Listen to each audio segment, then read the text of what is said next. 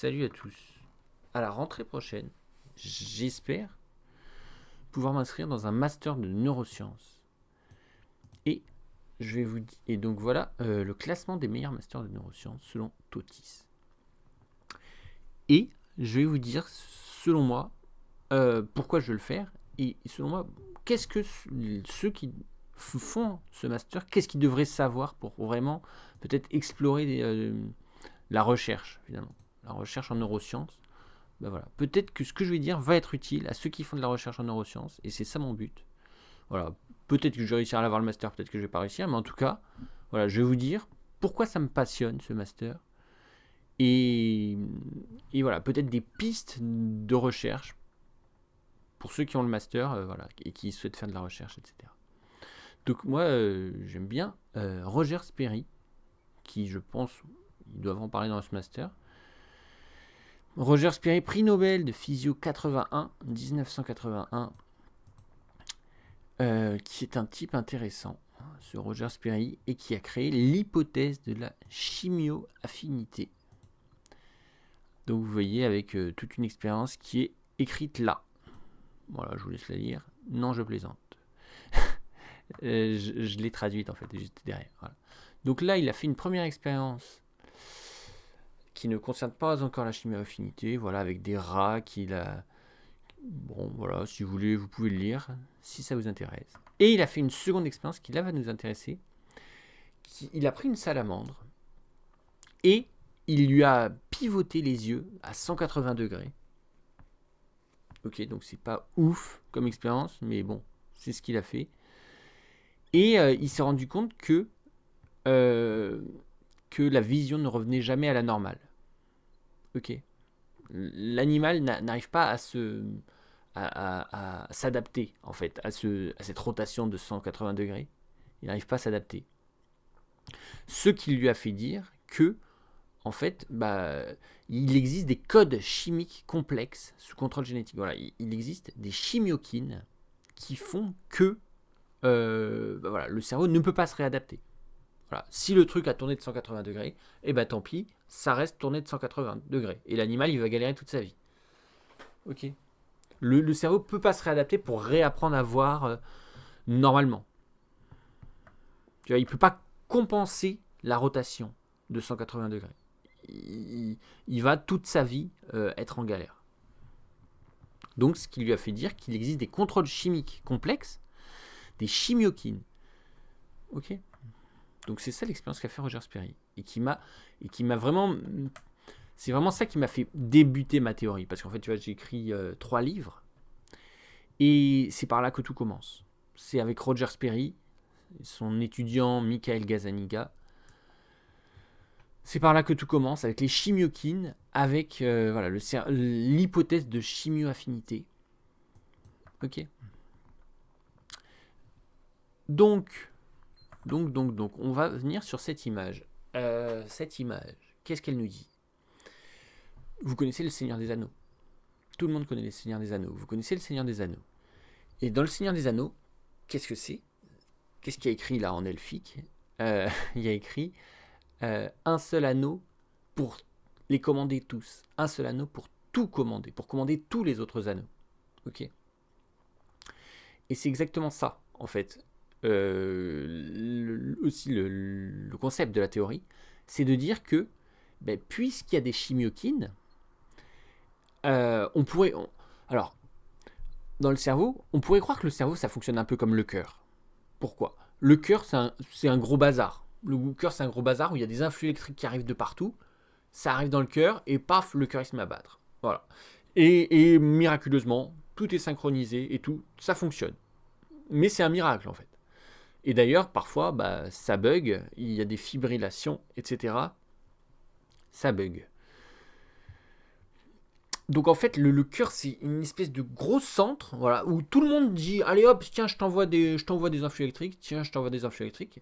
Voilà, le cerveau, il peut envoyer des influx électriques. Le nœud sinusal, donc c'est un truc autonome, il peut envoyer des influx électriques. Donc voilà, un peu de partout, il y a des influx électriques qui arrivent à cet endroit-là, et hop, ça fonctionne par miracle, tu vois. Et on pourrait se dire que le cerveau, c'est pareil, que voilà, tout le monde va dire, allez hop, on t'envoie des influx électriques et tu te débrouilles, quoi. Et en fait, c'est pas du tout vrai. Parce que justement, il y a des chimiokines. Ok, donc en fait, en réalité, le cerveau est extrêmement bien organisé grâce aux chimiokines de Roger Sperry. Et donc, finalement, la question, c'est est-ce qu'il n'existerait pas un lobe suzerain, c'est-à-dire un lobe plus puissant que les autres lobes, un lobe, voilà, pour gouverner tous les autres lobes. Voilà. Un seul anneau pour tous les gouverner, ben là, ce serait pareil, ce serait un seul lobe cérébral pour tous les gouverner, tous les autres lobes. Donc, on en arriverait à là, où vous voyez que il existe 1, 2, 3, 4 lobes, avec peut-être le lobe insulaire, mais je suis pas trop sûr. En gros, c'est ça les 4 lobes principaux. Et donc, voilà, admettons, on aurait le lobe frontal qui gouvernerait tous les autres lobes. Ok, les 3 autres lobes, voilà, gouvernés par le lobe frontal. Donc ce serait ça la théorie. Et donc c'est un peu ça que j'ai mis ici, c'est-à-dire que voilà, il y aurait des peuples, différents peuples, avec, et j'ai compté 9 lobes finalement. 9 lobes. Alors voilà, j'ai compté le corps calleux là au milieu, j'ai compté frontal, pariétal, temporal. Voilà. Donc ça nous ferait 9 lobes, voilà, qui seraient commandés. Enfin, 9 lobes suzerains, voilà. Pour certains peuples, en fait, voilà, en fonction des peuples, vous auriez un lobe suzerain ou bien un autre lobe suzerain, voilà. Par exemple, chez les Russes, le lobe suzerain, ce serait, dans l'hémisphère droit, ce serait le lobe frontal. Voilà, pour les Russes, le lobe suzerain, ce serait le lobe frontal droit, tout simplement. Ok. Bon. Ensuite j'ai encore continué à faire des recherches, puisque ça m'amusait. Et puis je me suis dit, tiens, il y a cet article de Jujip. Alors ça, c'est un site de jeux vidéo que je renvoie jouer 3 fois par jour, hein, sur les sites de jeux vidéo. Voilà, il y a un article de Jujip qui nous dit ceci. Carlos Coronel Oliveros et ses collègues, ils ont fait des recherches sur les joueurs de StarCraft. Et donc voilà, le lien de neuroimage avec toute l'étude, etc. Ils ont fait des recherches et ils se sont rendus compte que les joueurs de StarCraft avaient un lobe pariétal. Donc là, si je cherche pariétal, voilà. Lobe pariétal et occipital très très très très très actif quand ils jouent à SC2. Ok, à StarCraft 2. StarCraft 2 égale SC2. Quand ils jouent à StarCraft 2, ils ont un lobe pariétal et occipital très très très très très actif. Donc voilà, donc c'est pour ça que ici vous voyez que le lobe pariétal et occipital sont dans la même case. Voilà, et ça concernerait plutôt les Américains. Ça c'est les Américains, les Japonais, voilà. Donc eux, ils auraient un lobe pariétal droit très très très actif, les Américains. Et les Japonais aussi, mais bon, surtout les Américains. Lobe pariétal droit très très actif chez les Américains. Enfin voilà. Après, l'important c'est de comprendre finalement qu'il existe un lobe suzerain. Voilà. C'est surtout ça la théorie. Après, de savoir quel peuple utilise quel lobe, c'est plus sujet à débat, tu vois. Mais au moins comprendre que ma démarche, voilà, pour moi. Ok. Donc là, en fait, je viens de vous expliquer pourquoi j'ai mis. Parce que normalement, il n'est pas censé y avoir que 3 lobes. Il est censé y avoir au moins 8 lobes, voire 10 lobes, tu vois. Parce que, en fait. Bon, si on compte l'insulaire, mais je pense pas qu'il faille le compter, l'insulaire, mais surtout si on compte l'occipital comme un lobe à part entière. Mais vu que Carlos Coronel Oliveros nous a dit que les deux étaient actifs au même moment, en fait, voilà, je me suis dit, on va les mettre ensemble. Voilà, on va regrouper ces deux lobes. Ok ? Donc jusque-là, tout va bien. Ensuite, donc voilà, on se retrouve avec tous les lobes et on va finir avec ceci. Donc pour la première hypothèse, donc j'ai deux théories finalement que j'aimerais pouvoir éprouver avec mes études de neurosciences. Donc j'aimerais faire ce master de neurosciences pour éprouver ces deux théories. Et si vous avez fait un master en neurosciences, je vous invite à venir éprouver mes deux théories parce que franchement ce serait très très sympathique. Voilà, essayez d'éprouver ces théories, voilà, de les tester, de les essayer, de voir si elles fonctionnent, si elles sont vraies. Ce serait vraiment génial. Ensuite, donc, on va finir avec la première théorie. Première théorie, toujours. On a Serge Stolerou, qui est docteur, et qui nous dit ceci, qui nous dit qu'une étude en tomographie par émission de positons, je sais absolument pas ce que c'est, Une étude en tomographie montre que la testostérone favorise l'activation blablabla du cortex observé dans l'hémisphère droit uniquement. Donc ça, c'est Serge Stolerou, le docteur Serge Stolerou, qui nous dit ceci, que la testostérone va activer des zones de l'hémisphère droit. Alors pourquoi ça nous intéresse ? Eh bien ça nous intéresse parce qu'il y a les 3 colonnes, et en fait j'ai dit, l'hémisphère droit, ça va plutôt correspondre du coup à du patriarcat, ok, puisque la testostérone va activer des zones de l'hémisphère droit. Et donc, c'est pour ça que j'ai créé ces 3 colonnes. Voilà, c'est grâce à Serge Stolerou que j'ai créé ces 3 colonnes. Sinon, je n'aurais jamais créé ces 3 colonnes. Ok, donc là, je dis, les femmes, elles n'ont pas spécialement l'hémisphère gauche activé. Voilà. Donc, ce serait plutôt à la fois le droit, à la fois le gauche. Et eux, ils auraient plutôt le droit. L'hémisphère droit activé. Ok, donc voilà, j'ai créé finalement ces 3 colonnes avec du patriarcat d'un côté, du matriarcat de l'autre côté. Ok. Donc tout ça grâce au docteur Serge Stolerou. Donc on en a fini avec la première théorie. Et je vous mets quand même Michael Gazzaniga, que je lui ai contacté une fois ou deux, pour lui parler un peu de tout ça. Et lui, il a fait des choses intéressantes, puisqu'en fait c'était l'élève de Roger Sperry, prix Nobel de 81. C'était l'élève de Roger Sperry. Et lui, il a fait surtout des expériences avec des gens et des animaux qui avaient de la convulsée. Comment ça s'appelle ça ? De l'épilepsie. Lui, il a fait surtout des expériences avec des gens avec de l'épilepsie. Et en fait, c'est assez horrible, je trouve, quand même, malgré tout. C'est qu'il a... il y avait des gens qui avaient vraiment une épilepsie très très très grave, tu vois. Et il a coupé le corps calleux. Alors le corps calleux, c'est ce qui relie les 2 hémisphères. Tu vois, c'est super important le corps calleux. Voilà, c'est l'hémisphère droit qui est relié à l'hémisphère gauche grâce au corps calleux. Si tu coupes le corps calleux, t'as plus un cerveau, t'en as 2. Tu vois, t'as un cerveau à droite, un cerveau à gauche, et ils sont pas du tout connectés. Donc lui, il a coupé le corps calleux de certaines personnes qui avaient une épilepsie très très grave. Ok. Et dans le but de les guérir. Et ça fonctionnait plutôt pas mal. Même si après, du coup, ils avaient des conséquences. Hein. Donc voilà, qui est quand même un scientifique très intéressant aussi, Michael Gazzaniga. Ok. Donc là, on en a fini avec la première théorie. On va s'intéresser à la seconde. La seconde théorie, c'est ceci. La seconde théorie, c'est ceci.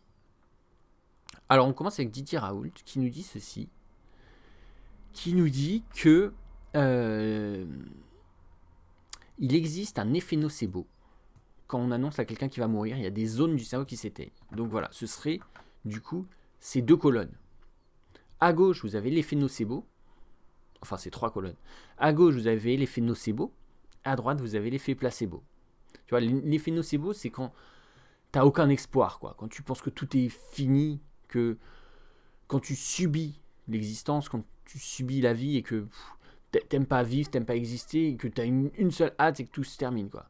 Donc ce serait un peu dans ce genre-là, l'effet nocebo. Et l'effet placebo, c'est tout l'inverse, c'est quand t'as beaucoup de projets pour l'humanité, tout, que t'espères que tout va bien se passer et que l'humanité pourra se développer technologiquement et tout, et que voilà, que l'existence serait très positive, quoi.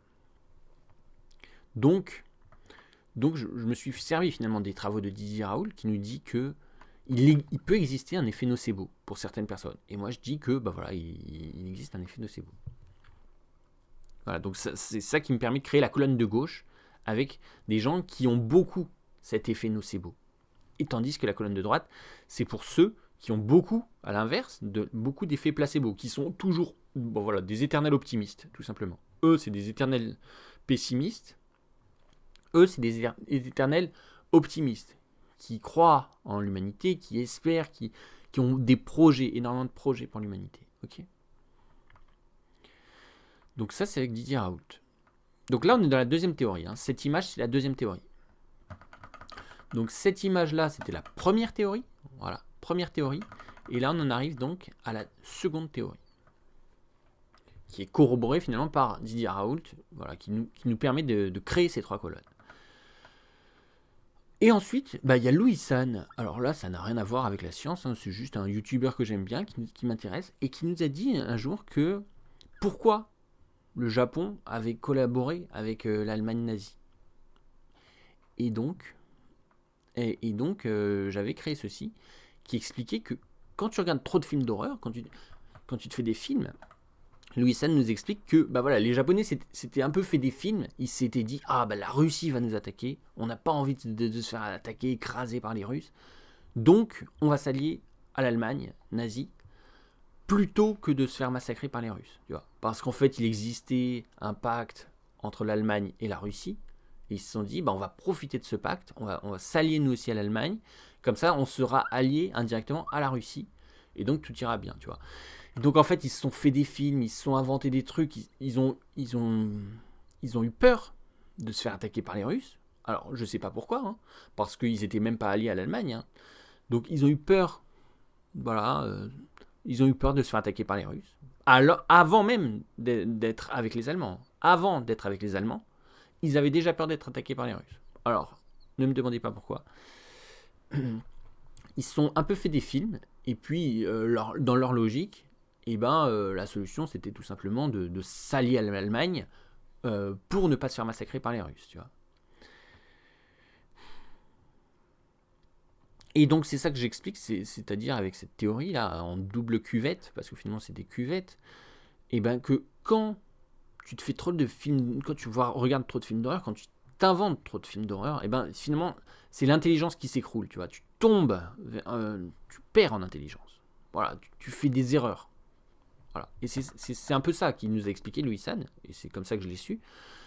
Il nous a expliqué que, ils se sont un peu fait des films, ils se sont imaginé une guerre imminente contre la Russie et tout, alors qu'ils n'étaient même pas alliés à l'Allemagne ni quoi que ce soit. Ok. Et donc ça permettrait d'expliquer ceci, c'est-à-dire les 2 lignes là, ou les 3 lignes, et avec d'un côté l'intelligence, ceux qui auraient beaucoup d'astrocytes, de l'autre côté, les émotions, ceux qui auraient beaucoup de neurones. Et ça, on le sait, que les astrocytes, c'est directement lié à l'intelligence, que, en vérité, pour l'intelligence, les astrocytes sont beaucoup plus importants que les neurones. Voilà, parce qu'en fait, les astrocytes, ça va connecter des neurones de partout. Tu vois, un neurone, c'est juste deux cellules qui se connectent. Un astrocyte, c'est un truc qui va se connecter sur 18 cellules et qui va créer des nœuds et tout, qui va faire des trucs très compliqués, etc. Donc vraiment, les astrocytes sont directement liés à l'intelligence. Alors que les neurones, moins, tu vois. Donc c'est ça que j'explique finalement. Pourquoi est-ce qu'il y a 3 lignes ? Parce qu'en fait, il y a des gens qui arrivent à rester dans l'intelligence en haut, et puis il y a des gens qui vont s'inventer des trucs, se faire des films, et qui vont perdre en intelligence. Donc voilà, ça c'est intéressant de le voir. Ok, et on en revient au début, avec les classements des masters de neurosciences selon Totis. Donc voilà, si vous êtes en master en neurosciences, essayez d'éprouver, s'il vous plaît, ces 2 théories que j'ai créées. Alors, voilà, comprendre ce concept de lobe suzerain, voilà, comprendre cette théorie du lobe suzerain, comme quoi il y aurait un lobe suzerain, et deuxièmement, comprendre la théorie qu'il y aurait déjà 9 peuples là, 9 peuples avec un seul lobe suzerain, ok. Et puis ensuite, il y aurait également 9 peuples ici, avec soit de l'effet nocebo, soit des astrocytes, etc. Voilà, et on pourrait les classer comme ça, et là aussi, il y aurait également 9 peuples. Ok. Donc voilà, c'est tout pour cette théorie. J'espère que ça vous a intéressé. J'espère que je vais réussir à obtenir ce master de neurosciences que je souhaite. Et si j'y arrive, je ferai tout pour faire de la recherche et pour essayer d'éprouver finalement mes 2 théories et peut-être faire progresser les connaissances modernes sur les neurosciences. J'espère que ça vous a intéressé. Je vous dis à la prochaine. Salut.